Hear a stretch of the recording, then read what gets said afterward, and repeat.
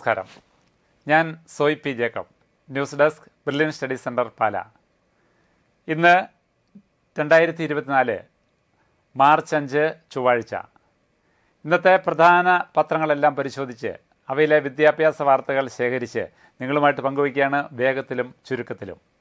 ഇന്നത്തെ പ്രധാന വാർത്തകൾ: ഓപ്പൺ സ്കൂൾ വിദ്യാർത്ഥികൾക്കും നീറ്റ് എഴുതാം, സുപ്രീം കോടതി.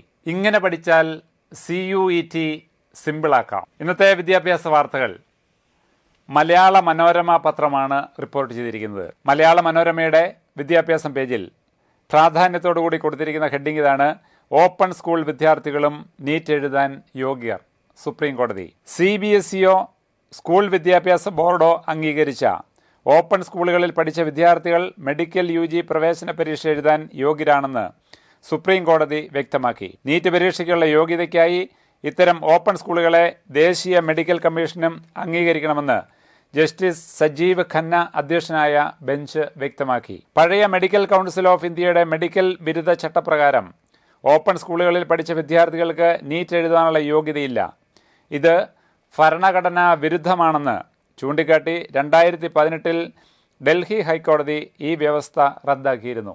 ഇനി മറ്റൊരു വാർത്ത മലയാള മനോരമയുടെ 11ാമത്തെ പേജിൽ കരിയർ ഗുരു കോളത്തിൽ കൊടുത്തിരിക്കുന്നു. വലിയ ഹെഡിങ്ങോടുകൂടി കൊടുത്തിരിക്കുകയാണ്: ഇങ്ങനെ പഠിച്ചാൽ CUET ഇനി സിമ്പിളാക്കാം.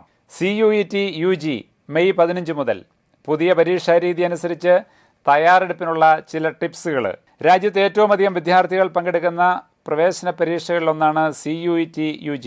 കേന്ദ്ര സർവകലാശാലകൾ ഉൾപ്പെടെയുള്ള മികച്ച സ്ഥാപനങ്ങളിൽ ബിരുദ പ്രവേശനത്തിനുള്ള ദേശീയതല എൻട്രൻസ് പരീക്ഷ.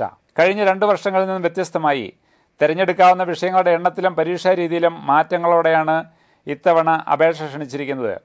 കഴിഞ്ഞ വർഷം വരെ മൊത്തം 10 പേപ്പറുകൾ തിരഞ്ഞെടുക്കാൻ സാധിച്ചിരുന്നുവെങ്കിൽ ഇക്കുറി ജനറൽ ടെസ്റ്റ് ഉൾപ്പെടെ പരമാവധി 6 പേപ്പറുകൾ മാത്രമാണ് തിരഞ്ഞെടുക്കാവുന്നത്. മുൻ വർഷങ്ങളിൽ കമ്പ്യൂട്ടർ ടെസ്റ്റ് ആയിരുന്നുവെങ്കിൽ ഇക്കുറി ഏറ്റവും അധികം അപേക്ഷകരുള്ള പേപ്പറുകൾക്ക് പെൻ പേപ്പർ രീതിയാണ് അവലംബിക്കുന്നത്. ഇനി കണക്ക് മുഖ്യം, ചോദ്യരീതി അറിയണം, അപേക്ഷിക്കുമ്പോൾ ശ്രദ്ധിക്കുക.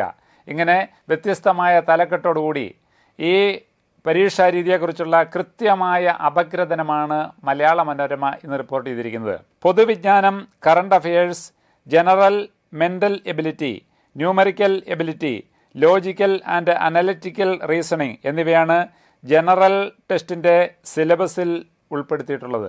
60 ചോദ്യങ്ങളിൽ 50 എണ്ണത്തിന് ഉത്തരം നൽകണം. പൊതുവിജ്ഞാനത്തിൽ എല്ലാ മേഖലകളിൽ നിന്നുള്ള ചോദ്യങ്ങളുണ്ടാകും. സയൻസ്, ഹ്യൂമാനിറ്റീസ്, ഇക്കണോമിക്സ് തുടങ്ങിയ വിദ്യാഭ്യാസ ഭാഗങ്ങളിൽ നിന്നെല്ലാം പൊതുവിജ്ഞാനത്തിൽ എല്ലാ മേഖലകളിൽ നിന്നും ചോദ്യമുണ്ടാകും.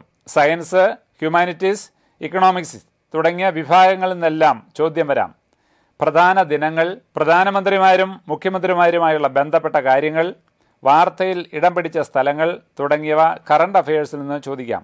പത്രം വായിക്കുമ്പോൾ കിട്ടുന്ന ഇത്തരം കാര്യങ്ങൾ ഓർമ്മയിൽ സൂക്ഷിച്ചു വയ്ക്കണം. കൂടാതെ ജനറൽ ടെസ്റ്റിൽ ഏറ്റവും പ്രധാനം അടിസ്ഥാന ഗണിതം ഉൾപ്പെടുന്ന റീസണിംഗ്, ന്യൂമറിക്കൽ എബിലിറ്റി ഭാഗങ്ങളാണ് ഇവയെല്ലാം.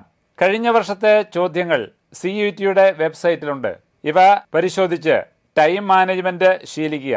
ചോദ്യരീതി മനസ്സിലാക്കാനും ഇവ സഹായിക്കും. ഇങ്ങനെ വളരെ വ്യക്തമായിട്ട് CUET പരീക്ഷയെ പറ്റിയുള്ള മലയാള മനോരമയുടെ റിപ്പോർട്ട് ഏറെ പ്രയോജനകരമാണ്. ഇതോടെ ഇന്നത്തെ വാർത്തകൾ പൂർണ്ണമാവുന്നു. വീണ്ടും കാണാം. നന്ദി, നമസ്കാരം. എൻട്രൻസ് സംബന്ധമായ വാർത്തകളും അപ്ഡേഷനുകളും ഏറ്റവും വേഗം ആധികാരികമായി അറിയാൻ ബ്രില്യൻ സ്റ്റഡി സെന്റർ പാല യൂട്യൂബ് ചാനൽ സബ്സ്ക്രൈബ് ചെയ്യുക. ബെൽ ഐക്കൺ അമർത്തുക. ഈ വീഡിയോ മറ്റു സുഹൃത്തുക്കളിലേക്കും ഷെയർ ചെയ്ത് നൽകുക.